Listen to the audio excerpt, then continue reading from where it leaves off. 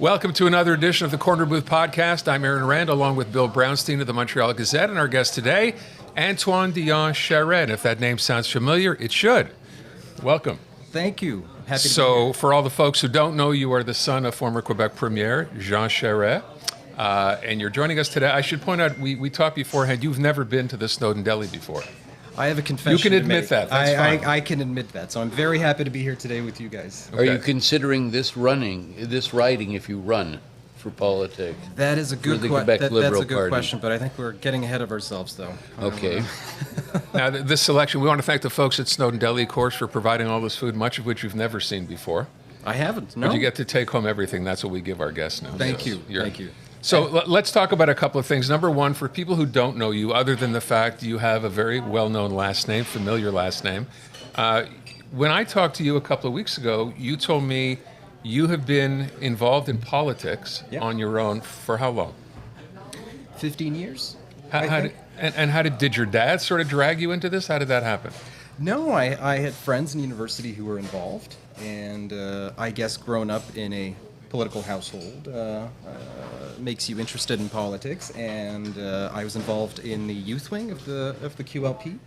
I'm today involved in La Commission Politique, which is the body in the party that focuses on policy and political orientations, and I've always had an interest in politics. I guess that's part of growing up in a political household. But yet, there's people talking about you now, perhaps thinking that you might take a stab at running the Quebec Liberal Party. There has been speculation on this front, which leads to several questions. But first, your answer to this, sir.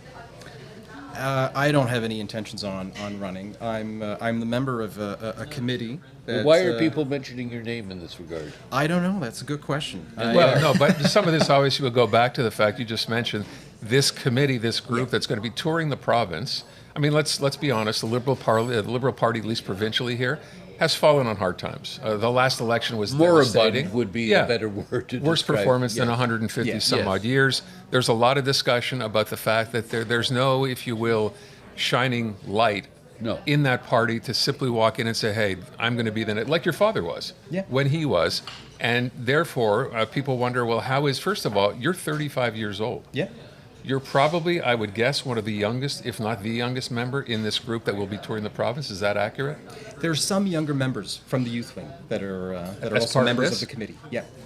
What's the reason, or what's the idea behind going out across the province and to do what? To convince people the Liberal Party is not dead, the future of the province is the Liberal Party? What's the main objective here? I think after governing for almost 15 years, there's a sense among voters and among, to be frank, some liberals, that the party has lost part of its purpose, that it's not quite clear what the party stands for today and where it should stand in the political spectrum. And I think there's something normal in that, insofar as there are political cycles and parties govern, they have political platforms, and then they lose elections, and we're in a moment right now where we need to redefine who we are.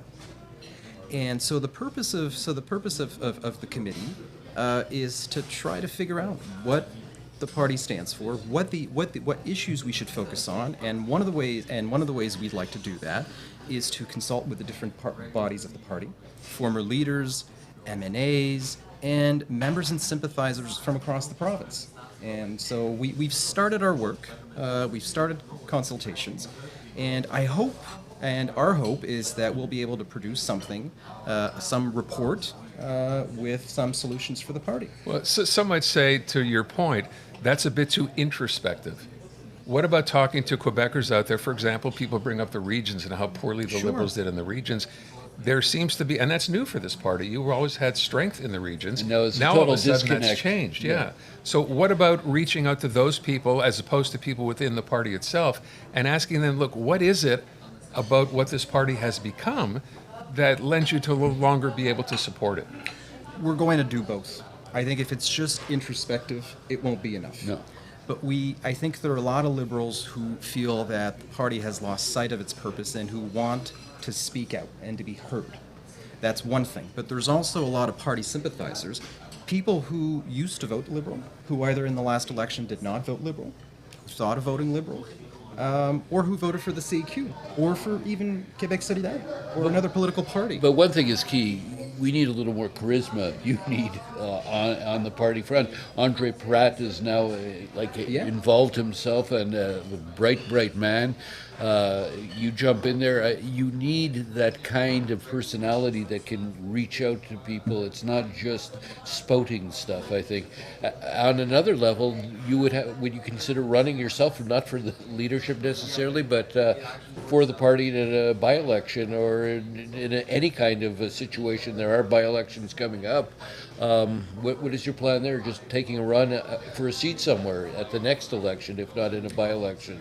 I like politics. I've been involved with the QLP for quite some time. I'd like to run one day in a riding. I'm not quite sure when. I'd like to do it when the circumstances are right. Right.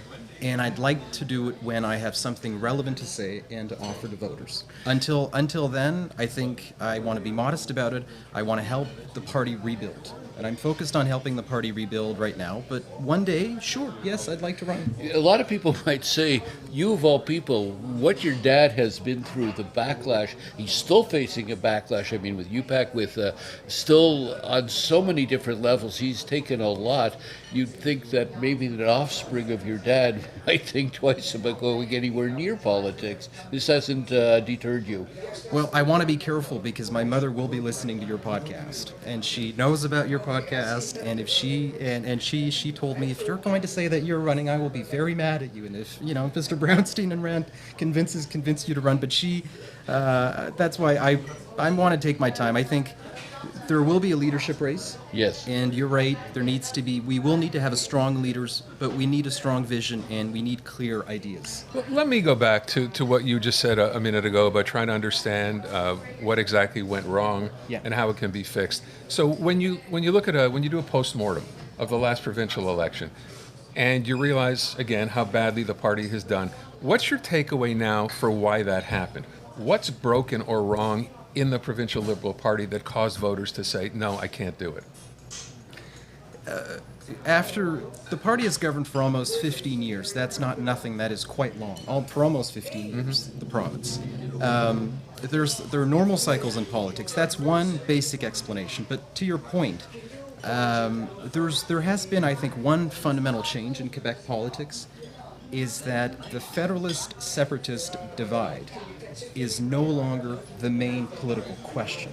It hasn't disappeared. Right. It's still in the background. But there are new political divides that are emerging. I think Quebec has changed, and Quebecers' preoccupations have changed in a lot of respects. When it comes to the economy, the environment, identity is still important, but Quebec has changed. And the challenge that the QLP has had is to adapt to that change. And So I think that failure has been not to have adapted or adapted quickly enough? Or to be more liberal. I mean, your competition at this point, certainly in the urban areas, is Quebec Solidaire. It's not CAQ. So, I mean, they're taking a more left-of-center view, although they claim to be for independence on a certain level, but that's your competition, and you're dealing with a lot of young bloods on that side too. Sure. And I think eventually the CAQ will, find its destiny somewhere, and they reach a certain base, an older base in the rural areas. But I think where you guys have to make a difference is trying to go after young people and show your colors, and not being just another, centrist or right of center kind of alternative to CAQ, because that's not working.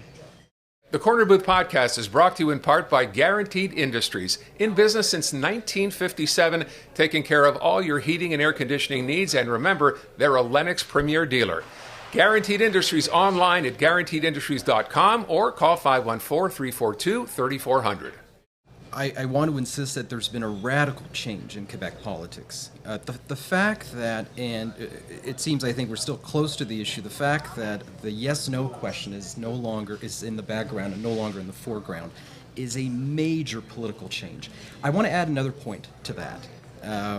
There's now more than two political parties in the National Assembly. Right. And that started in 2007 with the election of a minority government, and the ADQ is an opposition party.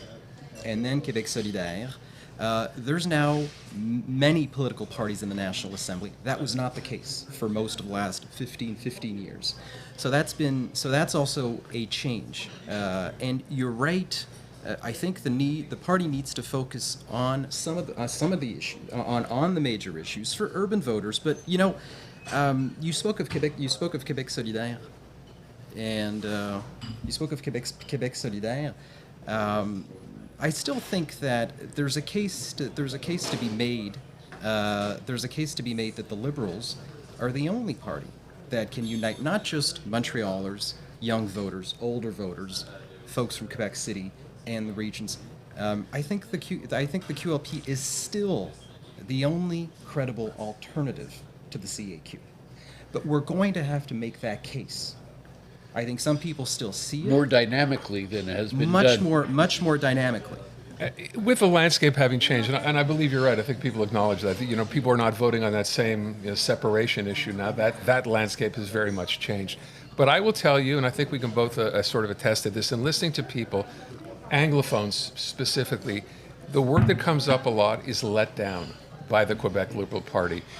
Maybe it began when Bill 96 came up. Maybe it began because the Liberals did not speak up forcefully enough when Bill 96 came up. How do you recover from that? Because it seems to me that's still hanging over this party and will for a long time. Yeah. I think for a long time there was a sense that the Liberal Party had the Anglophone community's back, that there was a trust and a sense that the party would stand up for the Anglophone community, defend its institutions and its rights, and there is a strong feeling in the Anglo community that that's no longer the case. Yeah, right. And one of the things that, and I can only speak on my own behalf, not on the committee I'm a member of's behalf, is that we need to acknowledge that. We need to acknowledge that, and we cannot think that we are the Anglophone community's only choice today. We need to make our case once again, that we are their best option, and that's not quite clear anymore. No, I mean Quebec Liberals basically danced around Bill 96. Yeah. So well, there were some bonehead moves in there as well. Yes, David Birnbaum, yes, like French French language, the CEGEP and all the rest. Some mistakes but made. Like a lot of alienation took place amongst Anglos after that. They're clearly scared to lose Franco support, but there is no. That's the other thing, is there wasn't a lot of Franco support. I mean, without the Anglo support, where would the Liberal Party be? And it's a question: do you die on that hill or something, or what do you do? I don't know. How do you? I mean, to Bill's point, how do you get that message back to Anglophones that yes, we are there for you, we have your backs? Can you do that without alienating? Yes, I think we can. But there's got to be. There are a few things that come to mind. One is our message. If we're going to say if the QLP, if we're going to say that Quebec is a people and a nation, Anglophones need to understand that they're part of that. It cannot be, they need to understand that they're part of it, and the QLP needs to say it. Now, you brought up Bill 96. I think that's a pretty clear example where the feeling in the Anglo community was that the government completely disregarded the concerns of the Anglophone community. Right. And that it simply didn't matter. And they felt that there was no political party that was standing up for them. Right. That's one thing. The other thing is, can we think of joint projects between the Anglophone community and francophones? I'm thinking in terms of education. I wrote a piece on interculturalism, which could be Quebec's policy in terms of the management of diversity that would reaffirm the rights of Anglophones in Quebec and their institutions. One other thing, it needs to be clear when we think of public services. I'm thinking about hospitals in particular, seniors' homes. We need to. It's got to be clear that if francophones are receiving French services in Anglo institutions, that the same is true as well. That Anglophones are receiving the services, public services, and seniors everywhere. And I'm thinking about my home region of the Eastern Townships, where it's an issue. There's a seniors' home called the Wells Home, and the possibility for Anglo seniors in Eastern Townships to receive services in French and English has been an important issue. Has been difficult. So we need to change our message. We need to come up with policies where we can bring together, I think, anglophones and francophones, and think of joint projects, whether it's education or other types of policies, and reaffirm the principle that whether it's healthcare or education or other institutions, that anglophones have a right to services in English. But yet, if you which all sounds great, but to your point, yes, that sounds great. But like, how will the CAC come back on that and say, "Look what this guy's doing. He's trying to destroy the French language or something or other," which is not the case at all. But that's how every debate ends. Like where you try to promote English, and then they say it's at the expense of French, and it isn't. But that's the perception. So the question should then be, what's the message from the Liberal Party to francophones? Well, that to francophones is that anyone who lives in Quebec and who wishes to live in Quebec is a Quebecer. And I want to stress that again because you brought up the CAQ. I'm not. Legault is playing in the wrong playbook when it comes to language rights, and the defense of the French language. I think Anglo-Quebecers get it when it comes to protecting the French language. Right. They understand. They get it. But I have the feeling that on Bill 96 and the behavior of the Legault government when it comes to language is that they're playing in the wrong playbook. I feel like they're still in the 80s or in the 70s or the 80s on the debates about the notwithstanding clause and commercial and commercial signs. We're not there today. That's not where we are. There's a consensus. But that's winning for them. That's winning. They play to their base in the. I think we all agree. You're right. That's what they're doing. But it seems to be they have a bigger majority now than they did 4 years ago. And they can continue using that playbook because it's been a winning. Can how you long keep can they doing do that? But is there any alternative message and policies that are put forth today? And that's the point. Yeah. No. And is it good for social cohesion? Do Anglophones feel more welcome? Do Francophones, when Francophones are told that English is the enemy of the French language, is it good for Quebec on the long term? I don't believe that. I don't believe that for a second. And quite frankly, we have a history of linguistic coexistence. It works. It's not perfect, but it works. Then why do we have to scapegoat Anglophones or say that the English language is the enemy when it pays off? Because it pays off on the short term, but I'm not convinced on the long term that it's good for Quebec, not just for Anglophones, but that it's good for Quebec in general. So I'm hearing you outline this, and we're sitting here going, that makes a lot of sense, and I think Anglophones certainly want to hear that message. My question is, you're talking about the future of the Provincial Liberal Party. Is what you're saying now the prevailing attitude within the party as far as you're concerned right now? That's a good point. I think so. I think that the only way... Certainly Andre Pratt would take the similar sort of position, I would think, as you're pointing, I think so. I think the only... If the party is serious about rebuilding, bringing new ideas, and it needs to... and making the case to the Anglophone community that it can be their best political option, I don't think Francophones will see that as a contradiction. I think they... but no other message or policies or alternative has been proposed to them, apart from what the CAQ says. And but I think it can be done. I think it's been done numerous times in the past. Mm-hmm. But it will depend on our ability to have a clear message, stand up for the Anglo community, and say that yes, the French language is important. Yes, there are legitimate preoccupations when it comes to the French language. But you know what? Anglos get it. They understand. What they want is they want to be respected, they want to be understood, and they want their concerns. When it comes to major policy issues, it isn't normal that a community feels left out or excluded. Agreed. And if we're going to agree that Quebec is a people, then everyone needs to be part of it, or else it doesn't make much sense. The Corner Booth Podcast is brought to you in part by the Snowden Deli, serving Montrealers since 1946 and home of the city's best smoked meat sandwich, the Snowden Deli, DeCarry Boulevard, north of Queen Mary Road. To get back to my original point with you, there's a dynamism that is lacking. And look at your father when he came in. I mean, and as a conservative federally comes in here and captures the imagination of enough people to get elected. I think that is you need a charismatic, young, dynamic person out there to convey that message. It's not just to point out what you're pointing out, which makes perfect sense. It's a leader who is able to kind of seize upon that, to get the energy going, to reach out all over the place, all over the map here. Yeah, to which Bill is saying, is that you? Or that could be you. I think that's the implication here. You do, like Quebec Solidaire. I mean, to their credit, I mean they got got that going, and no question. And Liberal Party, I mean, are a bunch of unknowns to a lot of the population, both Anglo and Franco. Who's going to change that dynamic? That's what's going to happen. You need both elements.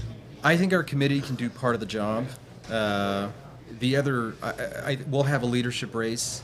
There's one thing I think is important about the next leadership race is that we need to have many candidates, ideas, and a clear vision for the party. Those are the two very important things that will have to happen for the party in the coming years. And unity within the party. And unity within the party. Because it hasn't been the case. No, it hasn't been the case. And I think the party stands for individual freedom, but also attachment to Quebec. Right. And we need to figure out what the right compromise is. But we've done that. We have done that in the past. Anyone who says that the PLQ should just focus on identity issues or the French language, or says no, they shouldn't. They should just focus on individual rights.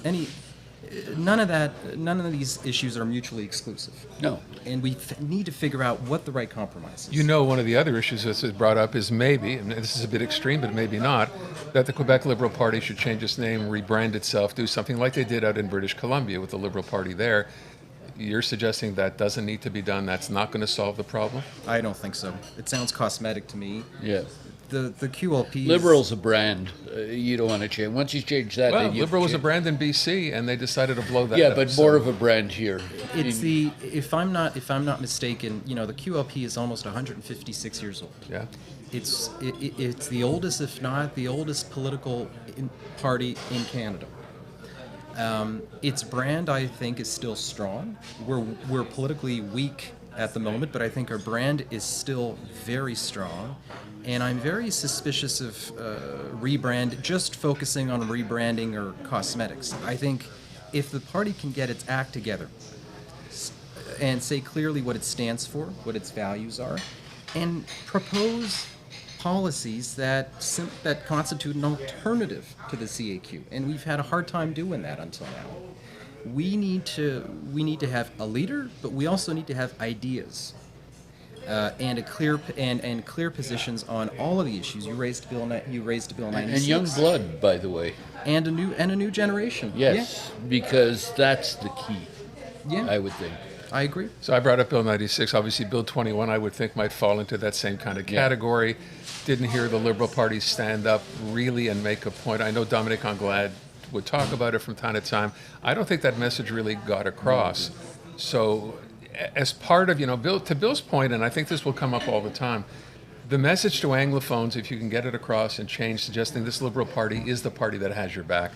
The issue, of course, is how do you then deal with the issue that every time you say something positive about Anglophones or the English language, that it's not a threat, that's used against the party to simply say, well, see, that proves that they want English, not French. They themselves are a threat. They're killing to the survival French of French in Quebec. Yeah, and that's the way it's played, and they win on that. Which is absurd. Of course, it's absurd, but that's which is absurd. On Bill 21, I don't think anyone in Quebec disagrees with the idea that there needs to be a separation between religion and politics. I don't think there's anyone that thinks that the state should not be neutral towards all the different conceptions of the good, and that people should be free to pray or not, to believe or not, and that they should be treated with equal respect. There isn't anyone in Quebec who disagrees with that. Now, the Liberal Party does not disagree with that. What we disagree with is discrimination. That's the problem with Bill 21. Right. In other words, we are for laïcité, we're just not for discrimination. And there is no reason whatsoever why a teacher in a school who wears a religious symbol poses a threat to anyone. And I want to be clear about that. I'm not preoccupied with what someone is wearing. I'm preoccupied with what they think, what's on their minds. And that's part of the message. And but we can say that, but it's possible for the Liberals to say that. We agree with secularism. We just don't agree with discrimination. And I think most Quebecers also agree that most Quebecers, a majority of Quebecers are not in favor of that. But that's a different message. Although the Premier will tell you if you ask, he always pulls that card out suggesting a majority of Quebecers are in favor of Bill 21. I know, and that's a good point. I'm tempted. You know what? I'm tempted to say there's also a majority of Quebecers who would like to pay no taxes. That's no argument. Fair enough. But you know, I want to get back to that. There are legitimate preoccupations when it comes to language, culture, and the future of Quebec. And I think sometimes Quebecers have felt that the Liberals are not hearing them. We spoke about anglophones. A lot of anglophones have felt that Liberals are just not listening to them, listening to the preoccupations. We can say we hear you, we understand that there are legitimate preoccupations, but Bill 21 and Bill 96 are just not the solution. You know, they're just not. Yeah. They're just not the solution. We are going to run out of time. I want to ask you, I think the question a lot of people would like to be able to find out is, Jean Charest, your dad, you're in politics, you have been for a while now, even as a 35-year-old for at least, would you say, 15, 20 years that you've been involved? What advice has your dad given you up until now with respect to you in politics, and what's he told you going forward? Other than say, get the hell out of there. Do what you love. And he used to cite his father about politics and life in general as you won't get anything done unless you work, and you work. And I want to do something I love, and if I ever run one day, I want to have something relevant to say, and I want to offer something credible to voters. He hasn't tried to convince you not to get involved in politics? My mother has tried to convince me not to run in politics. Understandable. I think he wants me to be happy, and I think he's happy that I do like politics, but he also just wants me, like any father, wants his children to be happy. Sure. And he is supportive of what I do. And you know what? That's what matters to me. What about federal politics? Your father has confounded a lot of people by being a federal Tory and a Quebec Liberal. Are you in that same position? Well, I'm a progressive conservative. When there was a party called the Progressive Right. Conservative Party of Canada, ideologically they were compatible with the QLP. And, the provincial Liberals in Quebec are a distinct party. They're not affiliated to any political party. And but I am sympathetic to small c conservative ideas, and I don't think that's contradictory to anything that the Liberal Party in Quebec stands for. We want to thank you for your time. Thank you. And hopefully people have a chance to find out a little bit more about you, so that if and when you do decide to run, they'll know who you are. Exactly. And I think they will. I think they will too. Yeah, and I think you will. Thank you for having me. Antoine Thank you Dionne very much. Charest, thank you so much for coming by. Thank you for Appreciate having it. me. We'll see you soon on the next edition of the Corner Booth Podcast.